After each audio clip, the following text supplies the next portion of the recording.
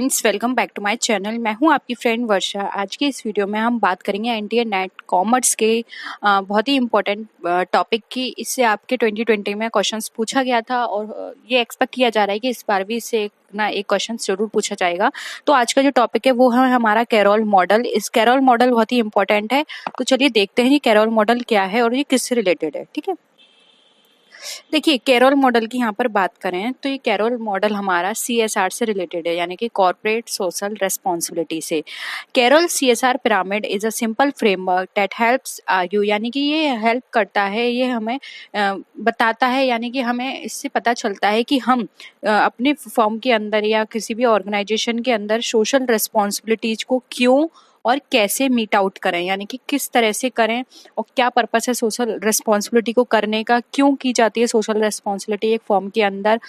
ये हमें सीएसआर का जो कॉन्सेप्ट है वो कैरोल मॉडल के अंदर पता चलता है। ठीक है, the pyramid was developed by, अब ये पिरामिड जो है कैरोल मॉडल का जो पिरामिड है वो दिया था आर्की कैरोल ने, और इसमें 4 मेन रेस्पॉन्सिबिलिटीज के बारे में बात की गई, यानी कि किसी भी ऑर्गेनाइजेशन के अंदर उसकी 4 मेन रेस्पॉन्सिबिलिटीज होती हैं।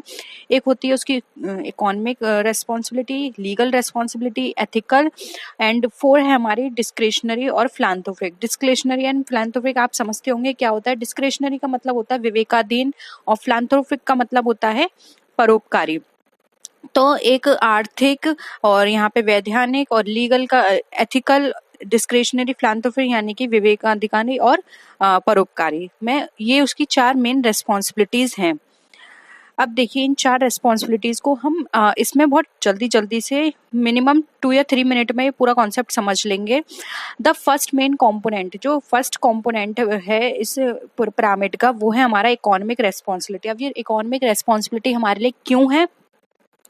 इकोनॉमिक रिस्पॉन्सिबिलिटी है to generate profits for the company, यानी कि कोई भी ऑर्गेनाइजेशन काम कर रही है तो उसकी रेस्पॉन्सिबिलिटी है कि वो कंपनी के लिए प्रॉफिट जनरेट करे। ठीक है, सेकंड कंपोनेंट की बात करें तो आता था हमारा लीगल रेस्पॉन्सिबिलिटी।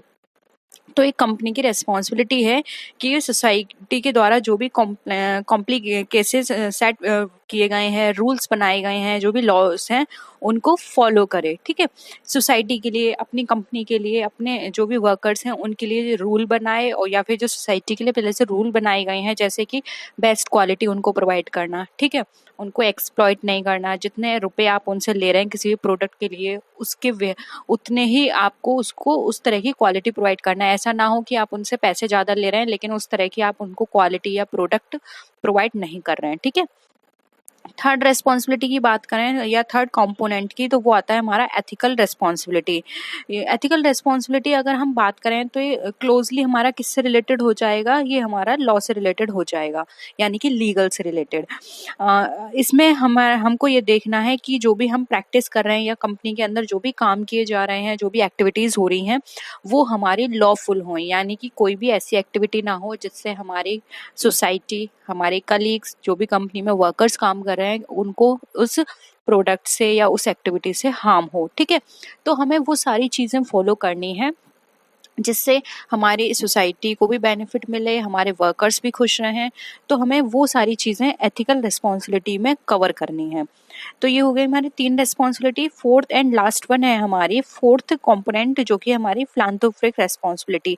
इसके अंदर जो भी सर्विंग करते हैं हम सोसाइटी को, उनकी जैसे कि हम social responsibility, cultural, educational, recreational purpose के थ्रू जो भी उन्हें रिस्पॉन्सिबिलिटीज हम प्रोवाइड कर रहे हैं, वो एक तरह से हमारी सोसाइटी के वेलफेयर के पर्पस से होने चाहिए। यानी कि कंपनी को इतने प्रॉफिट होता है तो अपने प्रॉफिट का कुछ परसेंटेज वो सोसाइटी के लिए रखे, उनके कल्चरल डेवलपमेंट के लिए, उनके एजुकेशनल बैकग्राउंड के लिए।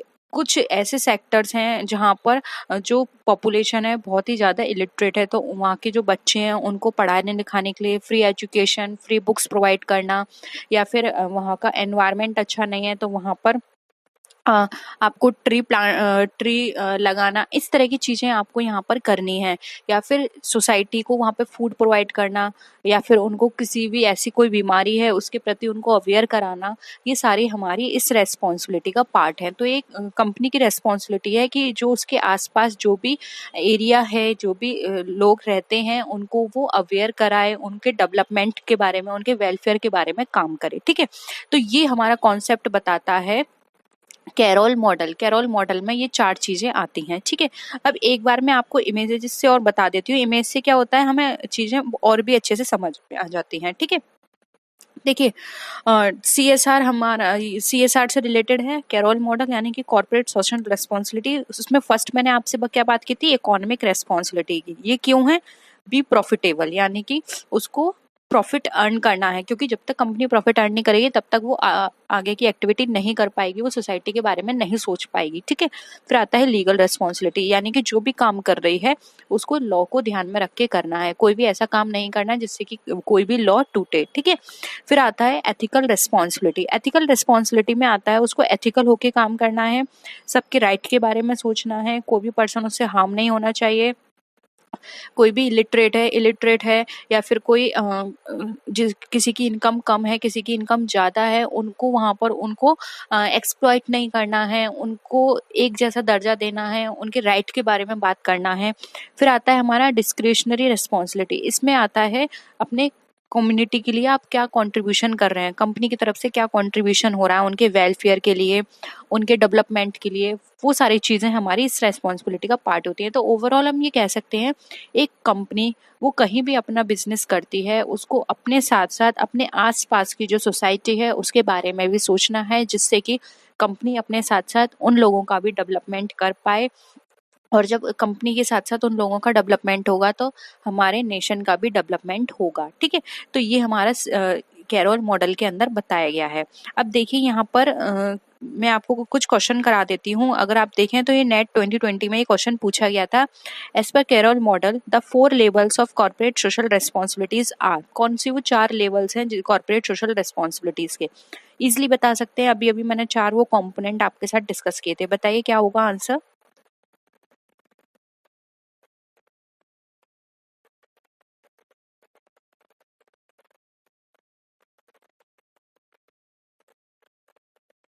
कौन कौन से थे वो 4 मॉडल।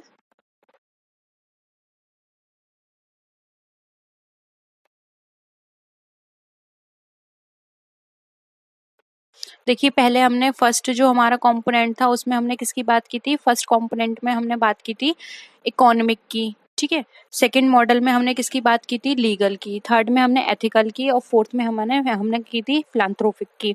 तो देखिए, फिजिकल की बात नहीं की गई है तो ये कट गया, यहाँ भी फिजिकल है ये भी कट गया, और इसमें हमने बात की थी philanthropic, economic, social and legal and ethical की। तो हमारा यहाँ पे थर्ड ऑप्शन राइट आंसर हो जाएगा, सोशल की हमने बात नहीं की थी। तो यहाँ पर ऑप्शन थर्ड हमारा राइट आंसर है। नेक्स्ट देखिए, इन into how many categories does a Carroll diagram short objects और कॉन्सेप्ट्स, यानी कि जो कैरोल मॉडल है वो कितने पार्ट्स में या कितने कंपोनेंट्स में उसको डिफाइन किया गया है, 3, 4, 2 और 5। अभी अभी हमने डिस्कस किए 4, ऑप्शन 4 यहाँ पे राइट आंसर है। ठीक है, तो इस तरह के क्वेश्चंस इसमें पूछे जाएंगे, बहुत ही इंपॉर्टेंट है ये आपके पेपर के लिए। तो इसको अच्छे से आप इसके नोट्स बना लीजिएगा, और हम कोशिश करेंगे और भी इम्पोर्टेंट जो पॉइंट है या टॉपिक्स हैं उनको जल्दी से डिस्कस कर लें क्वेश्चंस के साथ। और वीडियो पसंद आए तो लाइक कीजिएगा, फ्रेंड्स से शेयर कीजिएगा, और किसी भी तरह की कोई भी क्वेरी हो तो जरूर बताइएगा। तो नेक्स्ट वीडियो में मिलते हैं, तब तक के लिए टेक केयर, बाय बाय।